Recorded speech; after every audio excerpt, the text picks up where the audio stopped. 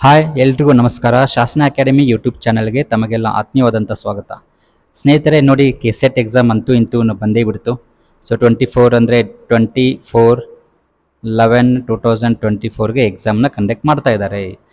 ಇತಿಹಾಸ ವಿಷಯದವ್ರು ಏನು ಮಾಡಬೇಕು, ಹಿಸ್ಟ್ರಿ ಸಬ್ಜೆಕ್ಟ್ ತುಂಬ ವಾಸ್ಟ್ ಸಬ್ಜೆಕ್ಟ್ ಆಗಿರುವಂಥ, ತುಂಬ ವಿಶಾಲವಾಗಿರುವಂಥ, ತುಂಬ ಡೆಪ್ತ್ ಆಗಿರುವಂಥ ಸಬ್ಜೆಕ್ಟ್. ಯಾವ ಕ್ವಶನ್ ಎಲ್ಲಿಂದ ಕೇಳ್ತಿದ್ದಾರೆ ಅನ್ನೋದೇ ಗೊತ್ತಾಗೋದಿಲ್ಲ. ಸೊ ಅಂಥ ಸ್ಟೂಡೆಂಟ್ಸ್ಗಳಿಗೆ ಒಂದು ಸುವರ್ಣ ಅವಕಾಶ ಅಂತ ಹೇಳುವಂಥದ್ದು. ಯಾವ ರೀತಿಯಾಗಿ ಎಕ್ಸಾಮ್ ಇರ್ತದೆ, ನಾವು ಯಾವ ರೀತಿಯಾಗಿ ಕ್ವಶನ್ ಪೇಪರ್ನ ಸಾಲ್ವ್ ಮಾಡ್ಬೋದು, ಮತ್ತು ಯಾವ ರೀತಿ ಕ್ವಶನ್ಸ್ಗಳು ಬರ್ತವೆ, ಯಾವೆಲ್ಲ ಬುಕ್ಸ್ಗಳನ್ನು ಓದಬೇಕು, ಮತ್ತು ಇತಿಹಾಸ ವಿಷಯಕ್ಕೆ ಸಂಬಂಧಿಸಿದ ಆನ್ಲೈನ್ ಕ್ಲಾಸ್ ಹೇಗೆ ಇರ್ತದೆ ಅನ್ನೋದನ್ನು ನಾವು ಸ್ವಲ್ಪ ಈ ಒಂದು ವಿಡಿಯೋದಲ್ಲಿ ನಾವು ತಿಳ್ಕೊಳ್ತಾ ಹೋಗೋಣ. ಸೊ ಇತಿಹಾಸ ವಿಷಯದಲ್ಲಿ ಕೆಸೆಟ್ ಪರೀಕ್ಷೆಯಲ್ಲಿ ಅರ್ಹತೆ ಗಳಿಸುವುದು ಹೇಗೆ ಅನ್ನುವಂಥದ್ದು ಡಿಸ್ಕಷನ್ ಆಗ್ತದೆ. ಪ್ರಶ್ನೆ ಪತ್ರಿಕೆ ಹೇಗಿರ್ತದೆ, ಯಾವೆಲ್ಲ ಪುಸ್ತಕಗಳನ್ನು ಓದಬೇಕು, ಮತ್ತು ಇತಿಹಾಸ ವಿಷಯದ ಕುರಿತು ಆನ್ಲೈನ್ ಕ್ಲಾಸ್ ಕುರಿತು ಏನಿದೆ ಅದರಲ್ಲಿ ಆನ್ಲೈನ್ ಕ್ಲಾಸ್ನಲ್ಲಿ ಇತಿಹಾಸ ಹಿಸ್ಟ್ರಿ ಸಬ್ಜೆಕ್ಟಿಂದ ಒಂದು ವೇಳೆ ಇದೇನೋ ನೀವು ಏನಾದರೂ ತೊಗೊಂಡ್ರೆ ನಾವು 100% ಶ್ಯೂರ್ ಕೊಡ್ತೇನೆ ನಿಮಗೆ, ನೀವು ಕೆಸೆಟ್ ಹಿಸ್ಟ್ರಿ ಸಬ್ಜೆಕ್ಟ್ನಲ್ಲಿ ಕ್ಲಿಯರ್ ಮಾಡೇ ಮಾಡ್ತೀರಾ. 100% ಆಗಿ ನಾನು ಇದನ್ನು ಹೇಳುವಂಥದ್ದು. ಯಾಕಂತಂದರೆ ಅಷ್ಟು ಸ್ಟ್ಯಾಂಡರ್ಡ್ ಆಗಿ ನಾವು ಅದನ್ನು ಆನ್ಲೈನ್ ಕ್ಲಾಸ್ನ ನಾವು ತೊಗೊಂಡು ಬರ್ತಾ ಇದ್ದೀವಿ ಈ ಚಾನಲ್ನ ಮುಖಾಂತರ. ಓಕೆ, ಸೊ ಹಿಸ್ಟ್ರಿ ಸಬ್ಜೆಕ್ಟ್ನ ಬಗ್ಗೆ ನಾವು ಇವತ್ತಿನ ಈ ವಿಡಿಯೋದಲ್ಲಿ ತಿಳ್ಕೊಳ್ಳೋಣ. ಸೊ ನೋಡಿ, ಪರೀಕ್ಷಾ ವಿಧಾನ ಹೇಗಿತ್ತು ಅಂತಂದರೆ 2010 to 2012ಗೆ 50 ಮತ್ತು ಡಿಸ್ಕ್ರಿಪ್ಟಿವ್ ಇತ್ತದು. ಅಂದರೆ 400 ಮಾರ್ಕ್ಸ್ಗೆ ಕೆಸೆಟ್ ಎಕ್ಸಾಮ್ ನಡೀತಿತ್ತು. ಆಮೇಲೆ ಏನು ಮಾಡಿದ್ರು, ಅದನ್ನು 2013ಇಂದ ಏನು ಮಾಡಿದ್ರು, ಚೇಂಜ್ ಮಾಡ್ತಾರೆ, ಸ್ವಲ್ಪ ಪ್ಯಾಟರ್ನ್ ಚೇಂಜ್ ಮಾಡಿ 75 ಅಬ್ಜೆಕ್ಟಿವ್ ಟೈಪ್ಸ್ ಕ್ವಶನ್ಗಳನ್ನು ತೆಗೆದುಕೊಂಡು ಬಂದರು. ಯಾಕಂದರೆ ಡಿಸ್ಕ್ರಿಪ್ಟಿವ್ನ ಅವ್ರು ಕೈ ಬಿಡ್ತಾರೆ. ಡಿಸ್ಕ್ರಿಪ್ಟಿವ್ ಯಾಕೆ ಕೈ ಬಿಟ್ಟರು ಅಂತಂದರೆ, ಒಂದು ಸಬ್ಜೆಕ್ಟ್ಗೆ ಅಥವಾ ಒಂದು ಪ್ರಶ್ನೆಗೆ ಬೇರೆ ಬೇರೆ ಉತ್ತರಗಳು ಬೇರೆ ಬೇರೆ ರೀತಿಯಲ್ಲೇ ಬರ್ತವೆ, ಬಟ್ ಆನ್ಸರ್ ಮಾತ್ರ ಒಂದೇ ಇರ್ತದೆ. ಬಟ್ ಅವರು ಆನ್ಸರ್ ಮಾಡುವಂಥ ಶೈಲಿ ಏನಿದೆ ಅಲ್ಲ ಬೇರೆ ಬೇರೆ ಆಗ್ತದೆ. ಸೊ ಹಾಗೆ ಮಾರ್ಕ್ಸ್ಗಳು ವೇರಿಯೇಷನ್ ಆಗ್ತಾ ಹೋಗ್ತವೆ. ಅಲ್ಲಿ ಯಾವುದೇ ರೀತಿಯಾದಂಥ ಅಥೆಂಟಿಕ್ ಆದಂತಹ ಒಂದು ಅಕ್ಯುರೇಟ್ ಆದಂಥ ಮಾರ್ಕ್ಸ್ಗಳು ಸಿಗ್ತಾ ಹೋಗೋದಿಲ್ಲ ಸ್ಟೂಡೆಂಟ್ಸ್ಗೆ.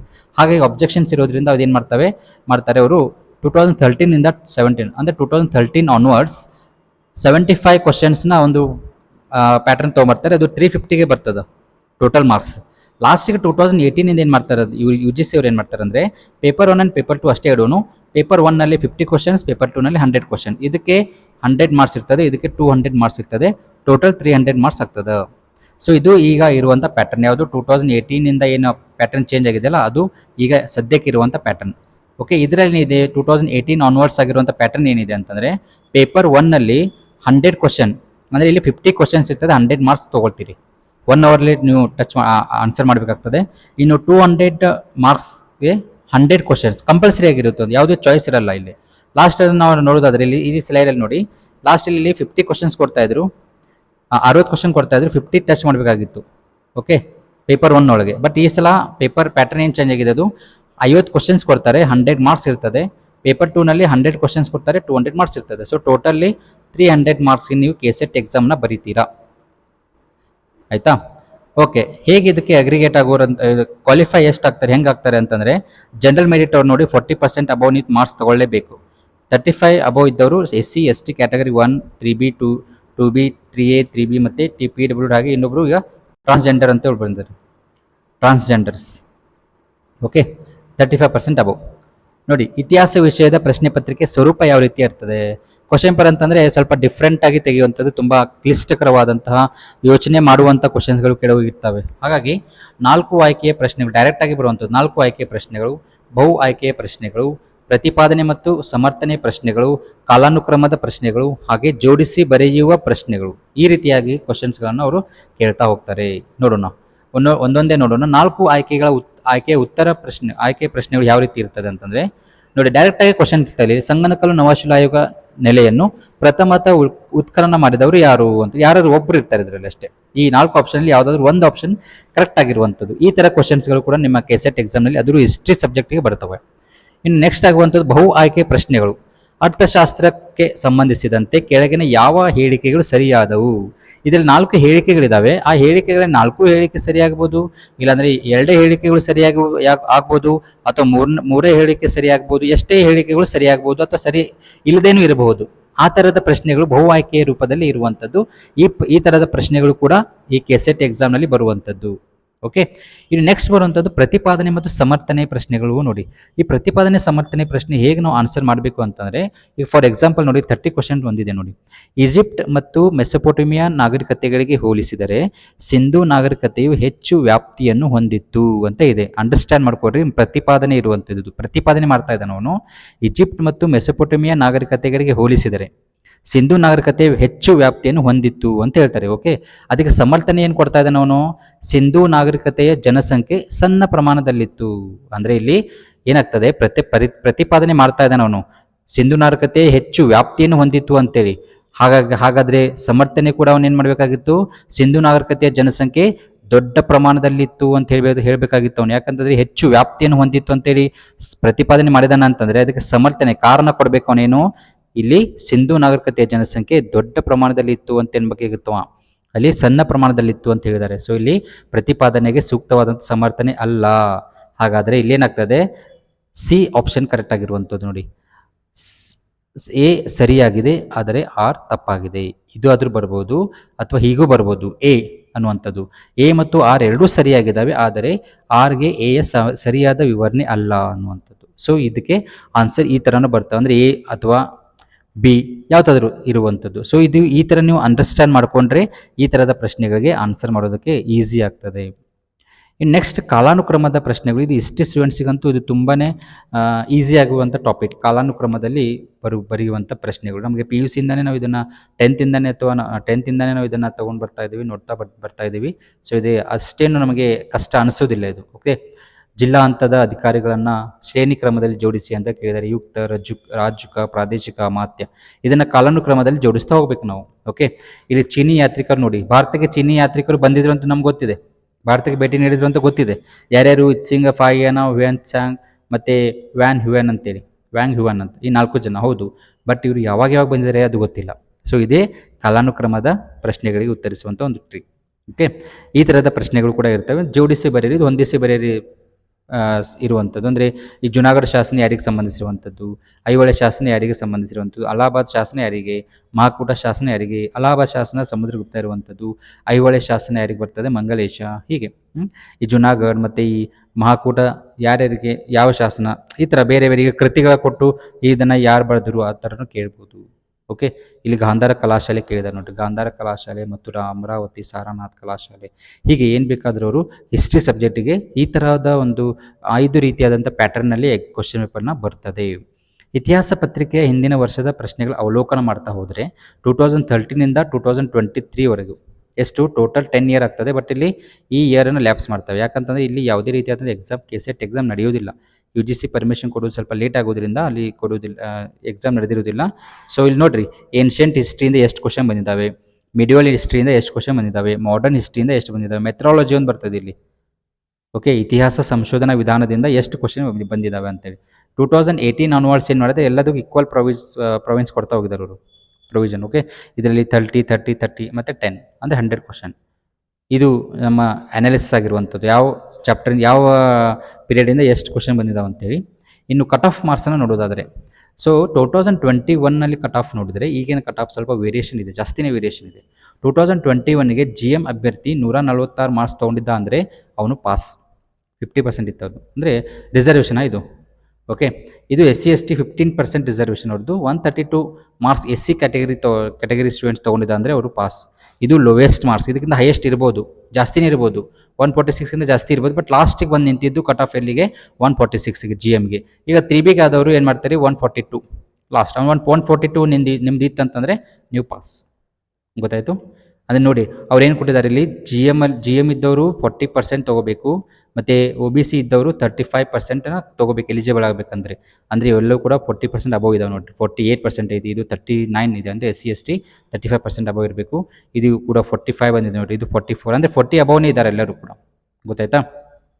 ಸೊ ನಿಮ್ಮದು ಟಾರ್ಗೆಟ್ ಏನಿದೆ 200ಗೆ 200 ಇಟ್ಕೊಳ್ಳೇಬೇಕು. 2023 ಕಟ್ ಆಫ್ ನೋಡಿ, ಈ ಕಟ್ ಆಫ್ ನೋಡಿ ಮತ್ತು ಈ ಕಟ್ ಆಫ್ ನೋಡಿ ಎಷ್ಟು ವೇರಿಯೇಷನ್ ಇದೆ ಅಂತ. ಸೊ GM ಅಭ್ಯರ್ಥಿಗಳು ಈಗ ನಡೆದಿರುವಂಥ ಕಟ್ ಆಫ್ ಎಷ್ಟು ಅಂತಂದರೆ 160 ಹೈಯೆಸ್ಟ್, ಇದು ಲೋಯೆಸ್ಟ್. ಇದು ಅಂದರೆ ಹಿಸ್ಟ್ರಿ ಸಬ್ಜೆಕ್ಟ್ನಲ್ಲಿ ಹೈಯೆಸ್ಟ್ ಸ್ಕೋರ್ ಯಾರು ತೆಗೆದಿದ್ದಾರೆ ಅಂತ 194 ನೋಡ್ತು. 194 ಇದೆ, ಅದು ಹಿಸ್ಟ್ರಿ ಸಬ್ಜೆಕ್ಟ್ನಲ್ಲಿ ಹೈಯೆಸ್ಟ್ ಸ್ಕೋರ್. ಅದು 300ಗೆ 194 ಹೈಯೆಸ್ಟ್ ಸ್ಕೋರ್.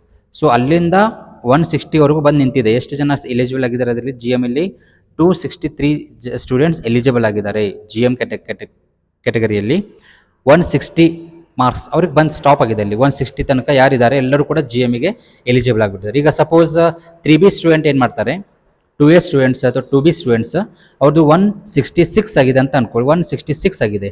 ಸೊ ಅವನೇನು ಮಾಡ್ತಾನೆ, ಆಟೋಮೆಟಿಕ್ ಆಗಿ GMನಲ್ಲಿ ಕ್ಲಿಯರ್ ಆಯಿತು ಒಂದು ಕೆಸೆಟ್. ಕೆಟಗರಿಯಲ್ಲಿ ಕ್ಲೇಮ್ ಆಗಲ್ಲ ಅವನಿಗೆ, GMನಲ್ಲಿ ಕ್ಲಿಯರ್ ಆಗಿದೆ. ಯಾಕಂದ್ರೆ GM 160 ನಿಂತಿದೆಯಲ್ಲ, ಹಾಗಾಗಿ ಅವನು 66 ಆಗಿದೆ, ಹಾಗಾಗಿ ಅವನು 160 ಅಲ್ಲಿ GMನಲ್ಲಿ ಅವನು ಕ್ಲಿಯರ್ ಮಾಡ್ಕೊಂಡ. ಇನ್ನು ಎಸ್ ಸಿ ಅವ್ರು ನೋಡಿ 146, ಲಾಸ್ಟಲ್ಲಿ ಎಷ್ಟಿತ್ತು 140, ಎಸ್ ಸಿಗೆ 132 ಇತ್ತು. ಅಂದರೆ ಒಂದು 20 ಮಾರ್ಕ್ಸ್ ವೇರಿಯೇಷನ್ ಆಗಿದೆ ಈ ಸಲ ತುಂಬ ಕಾಂಪಿಟೇಷನ್ ಇತ್ತು, ಮತ್ತು 2 ವರ್ಷಗಳ ನಂತರ ಕರೆದಿರೋದ್ರಿಂದ ಸ್ಟಡಿ ಜಾಸ್ತಿ ಮಾಡಿದ್ದಾರೆ ಸ್ಟೂಡೆಂಟ್ಸ್. ಹಾಗಾಗಿ ಕ್ವಶನ್ ಪೇಪರ್ ಸ್ವಲ್ಪ ಈಸಿ ಮೋಡಲ್ಲೇ ಇತ್ತು, ಹಾಗಾಗಿ ತುಂಬ ಟ್ರೈ ಮಾಡಿ ಸ್ಟಡಿ ಮಾಡಿ ಎಕ್ಸಾಮ್ನ ಬರೆದಿದ್ದಾರೆ. ಹಾಗಾಗಿ ಸ್ವಲ್ಪ ಕಟ್ ಆಫ್ ಈ ಸಲ ಹೈ ನಿಂತಿದೆ. ಓಕೆ, ಈ ಸಲದ ಕಟ್ ಆಫ್ ಇದನ್ನೇ ಇಟ್ಕೊಂಡು ನಿಮ್ಮ ತಲೆಯಲ್ಲಿ ಇಟ್ಕೊಂಡು ಹೋಗ್ಬೇಕಾಗ್ತದೆ. ನೀವು 160 GM ಮೆರಿಟ್ನವರು 160 ಟಾರ್ಗೆಟ್ ಇಟ್ಕೋರಿ. OBC ಇದ್ದವ್ರು ಏನು ಮಾಡ್ತೀರಿ 150 ಟಾರ್ಗೆಟ್ ಇಟ್ಕೊಂಡೇ ಹೋಗಿ, 160 150. ಈಗ GM ಇದ್ದವ್ರು 180 ಇಟ್ಕೊಂಡು ಓದಿ 160 ಬರ್ತೀರಿ. OBC ಇದ್ದವ್ರು 160 ಇಟ್ಕೊಂಡು ಓದಿ 150 ಬಂದಿರ್ತೀರಿ. ಬಟ್ ಅವ್ರು ನಿಮ್ದು ಟಾರ್ಗೆಟ್ ಏನಿದೆ ಜಾಸ್ತಿ ಇರಬೇಕಾಗ್ತದೆ ಯಾವಾಗ. ಇನ್ನು next books for history subject ಅಂತ ಇದೆ. ಯಾವ ಸಬ್ಜೆಕ್ಟ್ಸ್, ಈಗ ಸಬ್ಜೆಕ್ಟ್ನ ಹಿಸ್ಟ್ರಿ ಸಬ್ಜೆಕ್ಟ್ನ ಯಾವ ಬುಕ್ಸ್ ಓದಿದ್ರೆ ನಮಗೆ ಈಸಿ ಆಗ್ತದೆ ಅಂತಂದ್ರೆ, ಯಾವುದೇ ಬುಕ್ಕಲ್ಲಿ ಎಲ್ಲ ಮಟೀರಿಯಲ್ ಒಂದೇ ಬುಕ್ನಲ್ಲಿ ನಿಮಗೆ ಸಿಗೋದಿಲ್ಲ. ಒಂದು ನಿಮ್ಮ ನೆನಪಿನಲ್ಲಿ ಇಟ್ಕೊಳ್ಬೇಕು, ನೀವು ನೆನಪಿನಲ್ಲಿ ಇಟ್ಕೊಳ್ಬೇಕು. ಯಾವುದೇ ಈಗ history subject ancient, medieval, modern ಮತ್ತು ಮೆಥಡಾಲಜಿ ಎಲ್ಲ ಸೇರಿ ಒಂದೇ ಬುಕ್ನಲ್ಲಿ ನಿಮಗೆ ಸಿಗೋದಕ್ಕೆ ಚಾನ್ಸ್ ಇಲ್ಲ. ಎಲ್ಲ ಸಿಕ್ಕರೂ ಕೂಡ ಕೆಲವೊಂದು ಅಂಶಗಳನ್ನು ಅವರು ಮಿಸ್ ಮಾಡಿರ್ತಾರೆ. ಆ ಮಿಸ್ ಮಾಡಿರೋ ಅಂಶನೇ ಅಂದರೆ ಅವಾಗ ನೀವೇನು ಮಾಡ್ತೀರಾ ಪ್ರಶ್ನೆ ಬರ್ತದೆ, ಹೌದಾ? ಹಾಗಾಗಿ ಏನ್ಷಿಯಂಟ್ ಇಂಡಿಯಾ ಇಂಗ್ಲೀಷ್ ಮೀಡಿಯಂನವರು, India's ancient past, early India, ಹಾಗೆ ಇದು ನೋಡಿ ಲಾಸ್ಟ್ ಕೆಸೆಟ್ ಎಕ್ಸಾಮಿಂದ ಇದರಿಂದ ಕ್ವಶನ್ ಒಂದು 15 ಕ್ವಶನ್ ಬಂದವು ಇದರಿಂದ. ಈ ಬುಕ್ ಏನಿದೆಯಲ್ಲ ಉಪೇಂದ್ರ ಸಿಂಗ್, ಇದು ಇತ್ತಂದರೆ ಲೈಬ್ರರಿಲಿ ಇತ್ತಂದರೆ ಇದನ್ನು ತೊಗೊಳ್ಳಿ, ಓದಿ ಇದನ್ನು. ಇಂಗ್ಲೀಷ್ ಮೀಡಿಯಂನಲ್ಲಿ ಇರುವಂಥದ್ದು 15 ಕ್ವಶನ್ ಇದರಿಂದನೇ ಬಂದಿದ್ದಾವೆ. Okay, middle India Satish Chandra, modern India Bipin ಚಂದ್ರ, ಇದು ಸ್ಪೆಕ್ಟ್ರಮ್ ಅವ್ರ ಪಬ್ಲಿಕೇಶನ್ ಅವ್ರದ್ದು ಮಾಡರ್ನ್ ಇಂಡಿಯಾ ಬುಕ್. ಆಮೇಲೆ ಪ್ಲಾಸಿ ಟು ಪಾರ್ಟಿಷನ್ ಇರುವಂಥ ಬುಕ್ ಶೇಖರ್ ಬಂಡೋಪಾಧ್ಯಾಯ. ಇನ್ನು NCERT book, DSCERT book, Tamil Nadu text book, ಇದು ತುಂಬ ಒಳ್ಳೆಯ ಬುಕ್ ಆಗಿರುವಂಥದ್ದು. Tamil Nadu government text book history subject ಇದು. ಇನ್ನು ಹಿಸ್ಟೋಗ್ರಫಿ ಶ್ರೀಧರನವ್ರದ್ದು. ಇದು ಇಂಗ್ಲೀಷ್ ಮೀಡಿಯಂನ ಬುಕ್ಸ್. ಎಲ್ಲ ಬುಕ್ಸ್ಗಳನ್ನು ಓದಬೇಕಂತೇನಿಲ್ಲ, ಕೆಲವು ರ್ಯಾಂಡಮ್ ಆಗಿ ನೀವು ಏನ್ಷಿಯಂಟ್ ಇಂಡಿಯಾ ಇದನ್ನು ಪ್ರಿಫರ್ ಮಾಡ್ಬೋದು. ಏನ್ಷಿಯಂಟ್ ಇಂಡಿಯಾಗೆ ಮಿಡಿವಲ್ ಇಂಡಿಯಾ ಮತ್ತೊಂದು ಇದೊಂದು ಉಪೇಂದ್ರ ಸಿಂಗ್ ಅವ್ರದ್ದು ಇದನ್ನು. ಆಮೇಲೆ ಮಿಡಿವಲ್ ಇಂಡಿಯಾಗೆ ಸತೀಶ್ ಚಂದ್ರ, ಓಕೆ. ಮಾಡರ್ನ್ ಇಂಡಿಯಾಗೆ ಇದೊಂದು ಮತ್ತೊಂದು ಇದು ಸ್ಪೆಕ್ಟ್ರಮ್ ಅವ್ರದ್ದು ಈ ಬುಕ್. ಆಮೇಲೆ DSCERT Tamilnadu. Okay, next Kannada ಮೀಡಿಯಂನಲ್ಲಿ ನೋಡಿ ಕರ್ನಾಟಕ ಇತಿಹಾಸ, ಸಂಕ್ಷಿಪ್ತ ಇತಿಹಾಸ ಸೂರ್ಯನಾಥ್ ಕಾಮತ್, ಸ್ಪರ್ಧಾ ಇತಿಹಾಸ, ಇದು ಕೆಸೆಟ್ ಕ್ಲಿಯರ್ ಆದಂಥವರೇ ಇದನ್ನು ಬರೆದಿದ್ದಾರೆ. ತುಂಬ ಒಳ್ಳೆಯ ಬುಕ್ ಆಗಿರೋದ್ರಿಂದ ಒಂದು 30 ಕ್ವಶನ್ ಇದರಿಂದ ಕವರ್ ಆಗಿದ್ದಾವೆ. 30 ಕ್ವಶನ್ಗೂ ಜಾಸ್ತಿ ಈ ಬುಕ್ಕಿಂದ ಕವರ್ ಆಗಿರುವಂಥ. ಅಂದರೆ ಇವರು ಏನು ಮಾಡಿದ್ದಾರೆ, ಬೇರೆ ಬುಕ್ಸ್ಗಳನ್ನು ತೊಗೊಂಡು ಬಂದು ಅದರಿಂದ ಪಾಯಿಂಟ್ಸ್ಗಳನ್ನು ತಮ್ಮ ಬುಕ್ನಲ್ಲಿ ಸೇರಿಸ್ತಾ ಹೋಗಿದ್ದಾರೆ. ಓಕೆ, ಯಾವುದೂ ಬುಕ್ ಓದಲಿಕ್ಕೆ ಆಗಿಲ್ಲ ಅಂತಂದರೆ ಈ ಬುಕ್ನಾದರೂ ನೀವು ಮಸ್ಟ್ ಆ್ಯಂಡ್ ಶುಡ್ ಓದಲೇಬೇಕು. ಇದು ಯಾವುದು ಸ್ಪರ್ಧಾ ಇತಿಹಾಸ ಅನ್ನುವಂಥ ಬುಕ್, ಈಗ ಲೇಟೆಸ್ಟ್ ಎಡಿಷನ್ನೇ ತೊಗೊಳ್ಳಿ. ಇನ್ನು ಪ್ರಾಚೀನ ಭಾರತ, ಇದು ಟ್ರಾನ್ಸ್ಲೇಟ್ ಆಗಿರುವಂಥ ಕೃತಿ RS ಶರ್ಮಾ. ಆಧುನಿಕ ಭಾರತ, ಇದು ಕೂಡ ಟ್ರಾನ್ಸ್ಲೇಷನ್ ಆಗಿರುವಂಥ ಕೃತಿ, ಟ್ರಾನ್ಸ್ಲೇಟ್ ಆಗಿದೆ. ಯಾವುದು HS ಗೋಪಾಲ್ ರಾವ್ ಅವರು ಬರೆದಿದ್ದಾರೆ. ಆಮೇಲೆ ಸ್ವಾತಂತ್ರ್ಯ ಗಂಗೆ 1000 ತೊರೆಗಳು ಅಂತ, ಟೈಮ್ ಇದ್ದರೆ ಓದಿ ಇದನ್ನು. ಓಕೆ, ಇನ್ನು ಇತಿಹಾಸ ಸಂಶೋಧನಾ ಮಾರ್ಗ PR Majumdar, RK Bharadwaj, RC Chaudhary. ಇನ್ನು ಪೀಪಲ್ಸ್ ಹಿಸ್ಟ್ರಿ ಆಫ್ ಇಂಡಿಯಾ ಸರಣಿಯ ಕನ್ನಡ ಮತ್ತು ಇಂಗ್ಲೀಷ್ ಕೃತಿಗಳು ಬರ್ತಿದ್ದಾವೆ. ಅಂದರೆ ಇದು ಅಲಿಗಢ್ ಮುಸ್ಲಿಂ ವಿಶ್ವವಿದ್ಯಾಲಯದವರು ಅದನ್ನು ತೊಗೊಂಡ್ಬರ್ತಾ ಇದ್ದಾರೆ. ಆಮೇಲೆ ಸಮಗ್ರ ಭಾರತೀಯ ಇತಿಹಾಸ KNA ಹಾಗೆ K ಸದಾಶಿವ ಅವರದು. ಇನ್ನು ಮಹಾರಾಷ್ಟ್ರ ಸರ್ಕಾರದ ಇತಿಹಾಸ ಮತ್ತು ನಾಗರಿಕ ಶಾಸ್ತ್ರ, ತುಂಬ ಒಳ್ಳೆ ಬುಕ್ ಆಗಿರುವಂಥದ್ದು, ತುಂಬ ಚೆನ್ನಾಗಿರುವಂಥ ಬುಕ್. ಅದು 6 to 10th ಕರೆಕ್ಟಾಗಿ ತುಂಬ ಸರಳ ಭಾಷೆಯಲ್ಲಿ ಅದನ್ನು ನಮಗೆ ಅರ್ಥ ಮಾಡಿಸುವಂಥ ಪ್ರಯತ್ನ ಅವರು ಮಾಡಿದ್ದಾರೆ ನೋಡಿರಿ, ಮಹಾರಾಷ್ಟ್ರ ಗೌರ್ಮೆಂಟ್ನವರು. ಆ್ಯಕ್ಚುಲಿ ಅಲ್ಲಿ ಮರಾಠಿ ರಾಜ್ಯ ಭಾಷೆ ಆಗಿರೋದು, ಬಟ್ ಕನ್ನಡದಲ್ಲಿ ಅವರು ಟೆಕ್ಸ್ಟ್ ಬುಕ್ಸ್ಗಳನ್ನು ಪ್ರಿಂಟ್ ಮಾಡಿದ್ದಾರೆ ಅಲ್ಲಿ, ಗೊತ್ತಾಯ್ತಾ? ಸೊ ಆ ಬುಕ್ಸ್ಗಳನ್ನು ಕೂಡ ನೀವು ಓದಿ. ಮತ್ತು ಮಸ್ಟ್ ಆ್ಯಂಡ್ ಶುಡ್ ನೀವು previous year question paper and practice test ಸೀರೀಸನ್ನು ಅಟೆಂಡ್ ಮಾಡ್ತಾ ಹೋಗಬೇಕಾಗ್ತದೆ ಹಿಸ್ಟ್ರಿ ಸ್ಟೂಡೆಂಟ್ಸ್. ಓಕೆ, ನಾವು ಹಿಸ್ಟ್ರಿ ಶಾಸನ ಅಕಾಡೆಮಿ ವತಿಯಿಂದ ಒಂದು ಹಿಸ್ಟ್ರಿ ಆನ್ಲೈನ್ ಕ್ಲಾಸಸ್ಗಳನ್ನು ಸ್ಟಾರ್ಟ್ ಮಾಡ್ತಾ ಇದ್ದೀವಿ. ಇಲ್ಲಿ ಸಿಲೆಬಸ್ ಏನು ಟೀಚ್ ಮಾಡೋದಿಲ್ಲ, ನಾವು ಸಿಲೆಬಸ್ ಟೀಚ್ ಮಾಡೋದಿಲ್ಲ. ಈಗ ನಾನು ಒಂದು ವೈಯಕ್ತಿಕ ಅಭಿಪ್ರಾಯದ ಹಿನ್ನೆಲೆಯಲ್ಲಿ ನಾನು ಸಿಲೆಬಸ್ ಓದಿದೆ ಅಷ್ಟೇ, ಸ್ಟಡಿ ಮಾಡಿದ್ದೇನೆ ಸಿಲೆಬಸ್, ಬಟ್ ಸಿಲೆಬಸ್ನ ಪ್ರಕಾರ ನಾನು ಎಲ್ಲೂ ಕೂಡ ಅಧ್ಯಯನ ಮಾಡ್ತಾ ಹೋಗಿಲ್ಲ. ಚಾಪ್ಟರ್ ವೈಸ್ ಅದನ್ನು ಅಧ್ಯಯನ ಮಾಡೇ ಇಲ್ಲ.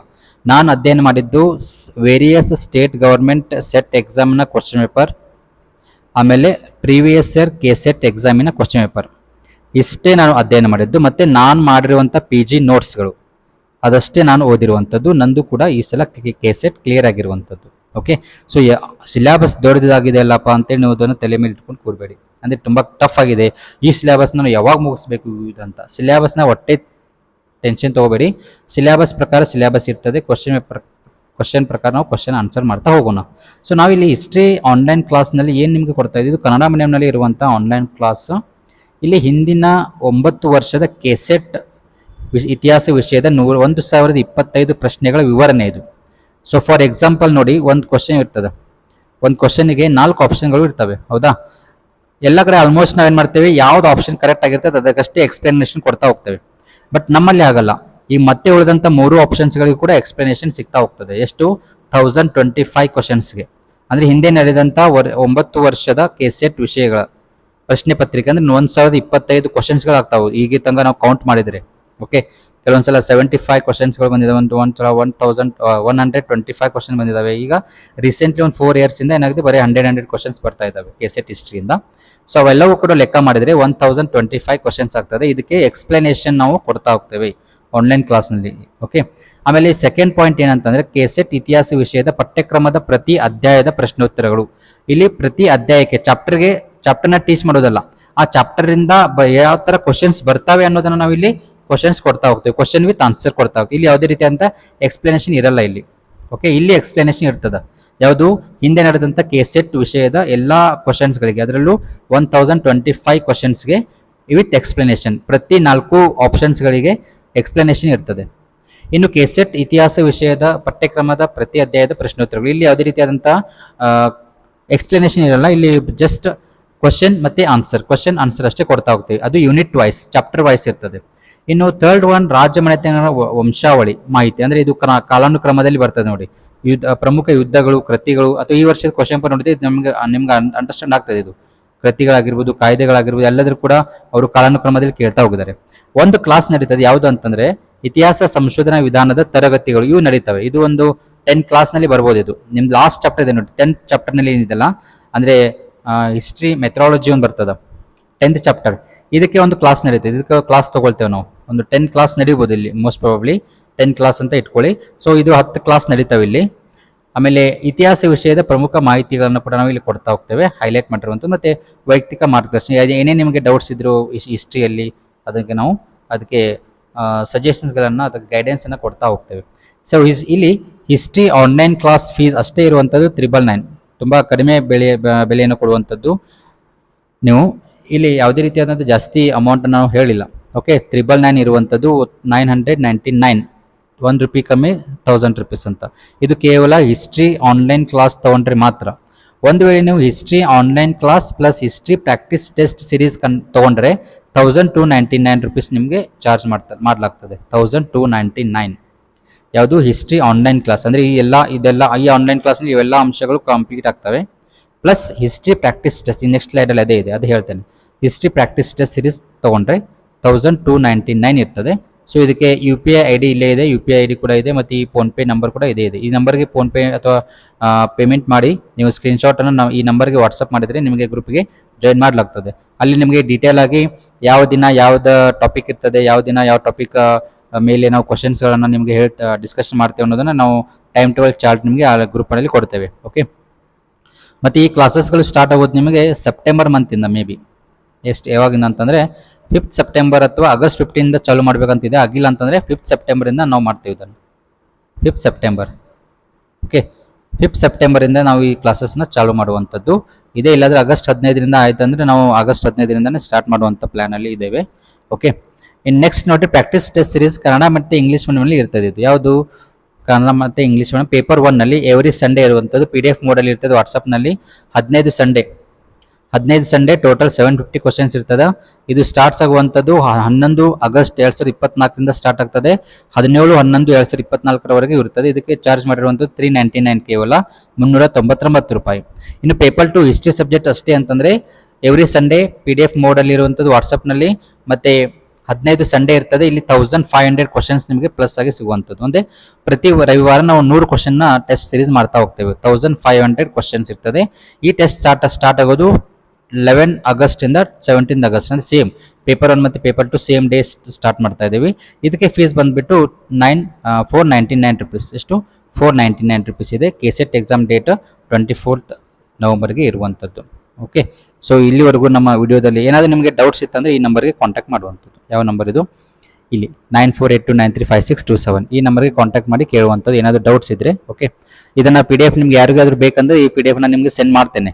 ನಮಗೆ ಹಾಯ್ ಅಂತ ಮೆಸೇಜ್ ಹಾಕಿ ವಾಟ್ಸಪ್ನಲ್ಲಿ ಈ PDF ಅನ್ನು ಸೆಂಡ್ ಮಾಡ್ತೀವಿ. ಸ್ವಲ್ಪ ಓದಿ ಅರ್ಥೈಸ್ಕೊಂಡು ನೀವು ಕ್ಲಾಸ್ಗೆ ಜಾಯಿನ್ ಆಗುವಂಥದ್ದು. ಬಟ್ ಈ ಕ್ಲಾಸ್ ಮಾತ್ರ ಸ್ವಲ್ಪ ಡಿಲೇ ಆಗ್ತದೆ. ಅಂದರೆ 15th ಆಗಸ್ಟ್ ಅಥವಾ 5th ಸೆಪ್ಟೆಂಬರ್ನಲ್ಲಿ ನಾವು ಇದನ್ನು ಸ್ಟಾರ್ಟ್ ಮಾಡ್ತಾ ಹೋಗ್ತೇವೆ. ಈ ಪ್ರಾಕ್ಟೀಸ್ ಟೆಸ್ಟ್ ಸೀರೀಸ್ ಏನಿದೆ ಇದು 11th ಆಗಸ್ಟಿಂದನೇ ಸ್ಟಾರ್ಟ್ ಆಗ್ತದೆ ಇದು PDF-ನಲ್ಲಿ. ಓಕೆ, ಸೊ ಯಾರು ನಿಮ್ಮ ಹಿಸ್ಟ್ರಿ ಸ್ಟೂಡೆಂಟ್ಸ್ ನಿಮ್ಮ ಫ್ರೆಂಡ್ಸ್ ಇದ್ದಾರೆ ಅವರಿಗೆ ಈ ವಿಡಿಯೋನ ಶೇರ್ ಮಾಡಿ ಮತ್ತು ಲೈಕ್ ಮಾಡಿ, ಹಾಗೆ ಸಬ್ಸ್ಕ್ರೈಬ್ ಮಾಡಿ ಅಂತ ಹೇಳ್ತಾ ನಮ್ಮ ಇಂದಿನ ವಿಡಿಯೋನ ಇಲ್ಲಿಗೆ ನಾವು ಮುಗಿಸ್ತಾ ಇದ್ದೇವೆ. ಧನ್ಯವಾದಗಳು.